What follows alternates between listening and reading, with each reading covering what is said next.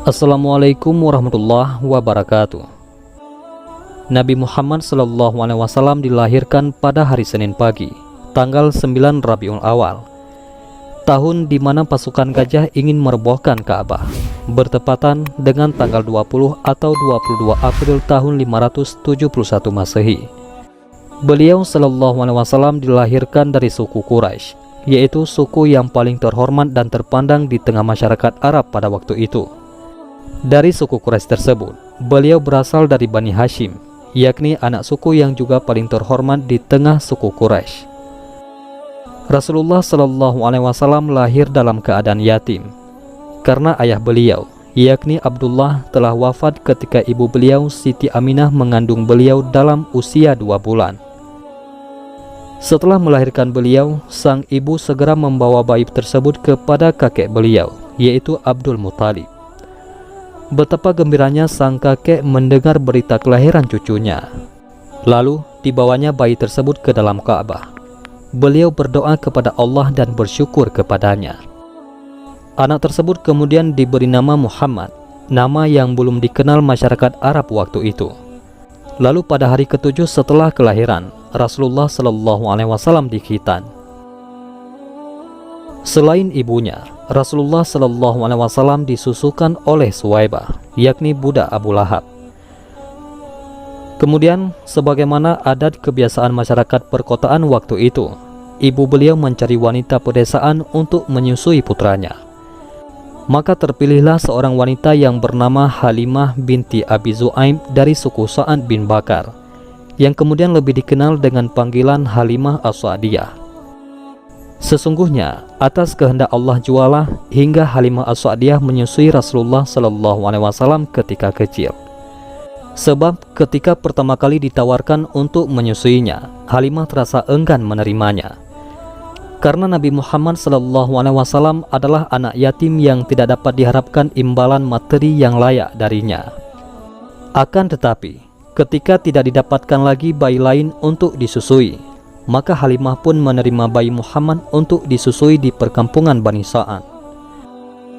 Ternyata Halimah tidak salah pilih, karena yang beliau susui telah Allah persiapkan menjadi manusia paling agung di muka bumi ini, yang akan membawa jalan terang bagi umatnya yang beriman. Maka wajar, setelah itu kehidupan Halimah As-Sa'diyah penuh dengan keberkahan.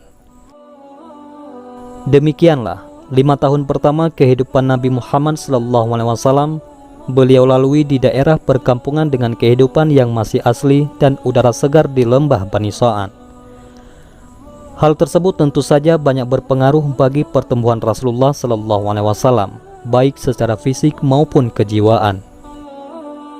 Pada saat Rasulullah SAW berusia 5 tahun, dan saat beliau masih dalam perawatan Halimah As-Sa'diyah di perkampungan Bani Sa'ad, terjadilah peristiwa besar yang sekaligus menunjukkan tanda-tanda kenabiannya kelak.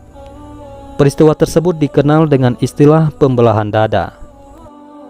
Suatu hari, ketika Rasulullah SAW bermain bersama teman-temannya, tiba-tiba datanglah malaikat Jibril alaihissalam menghampiri dan menyergapnya. Lalu beliau dibaringkan, kemudian dadanya dibelah, lalu hatinya diambil. Selanjutnya dikeluarkan segumpal darah darinya. Kemudian malaikat Jibril berkata, "Inilah bagian setan yang ada padamu." Kemudian hati tersebut dicuci di bejana emas dengan air Zam-Zam. Setelah itu dikembalikan ke tempat semula. Sementara itu, teman-teman sepermainannya melaporkan kejadian tersebut kepada Halimah seraya berkata, "Muhammad dibunuh, Muhammad dibunuh." Maka mereka bergegas menghampiri tempat Rasulullah SAW semula. Di sana mereka mendapatkan Rasulullah dalam keadaan pucat pasi. Setelah kejadian tersebut, Halimah sangat khawatir terhadap keselamatan Muhammad SAW. Akhirnya tak lama setelah itu, Halimah memutuskan untuk memulangkan kepada ibunya di kota Mekah. Maka berangkatlah Halimah ke Mekah, dan dengan berat hati Halimah mengembalikan Rasulullah kepada ibunya. Setelah lama tinggal bersama ibunya, pada usia 6 tahun sang ibu mengajak beliau berziarah ke makam ayahanda Rasulullah, yakni Abdullah di Yasrib. Maka berangkatlah mereka keluar dari kota Mekah. menempuh perjalanan sepanjang 500 km, ditemani oleh Ummu Aiman dan dibiayai oleh Abdul Muthalib. Di tempat tujuan, mereka menetap selama sebulan. Setelah itu mereka kembali pulang ke Mekah. Namun, di tengah perjalanan, ibu beliau, yakni Siti Aminah, menderita sakit dan akhirnya wafat di perkampungan Abwa yang terletak antara kota Mekah dan Madinah. Sang kakek, yaitu Abdul Muthalib, sangat iba terhadap cucunya yang sudah yatim piatu di usianya yang masih dini. Maka dibawalah sang cucu ke rumahnya, diasuh dan dikasihinya melebihi anak-anaknya sendiri. Pada saat itu, Abdul Muthalib memiliki tempat duduk khusus di bawah Ka'bah. Tidak ada seorang pun yang berani duduk di atasnya, sekalipun anak-anaknya.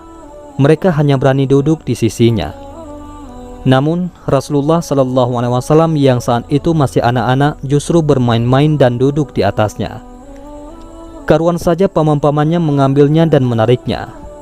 Namun ketika sang kakek melihat hal tersebut, beliau malah melarang mereka seraya berkata, "Biarkan dia, demi Allah, anak ini punya kedudukan sendiri." Akhirnya Rasulullah SAW kembali duduk di majelisnya. Diusapnya punggung cucunya tersebut dengan sukacita melihat apa yang dia perbuat. Tapi lagi-lagi kasih sayang sang kakek tak berlangsung lama dirasakan oleh Nabi Muhammad SAW. Saat Rasulullah berusia 8 tahun, kakeknya meninggal di Makkah. Namun sebelum wafat, Abdul Muthalib sempat berpesan agar cucunya tersebut dirawat oleh paman dari pihak ayahnya, yakni Abu Thalib. Kini Rasulullah SAW berada dalam asuhan pamannya yang juga sangat mencintainya.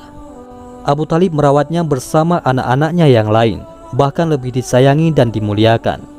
Begitu seterusnya, Abu Thalib selalu berada di sisi Rasulullah SAW, merawat, melindunginya dan membelanya, bahkan hingga beliau telah diangkat menjadi Rasul. Hal tersebut berlangsung tidak kurang selama 40 tahun. Pada saat Rasulullah SAW berusia 12 tahun, Abu Thalib mengajaknya berdagang ke negeri Syam. Sesampainya di perkampungan Busra yang waktu itu masuk wilayah negeri Syam, mereka disambut oleh seorang pendeta yang bernama Buhaira. Semua rombongan turun memenuhi jamuan pendeta Buhaira kecuali Rasulullah SAW.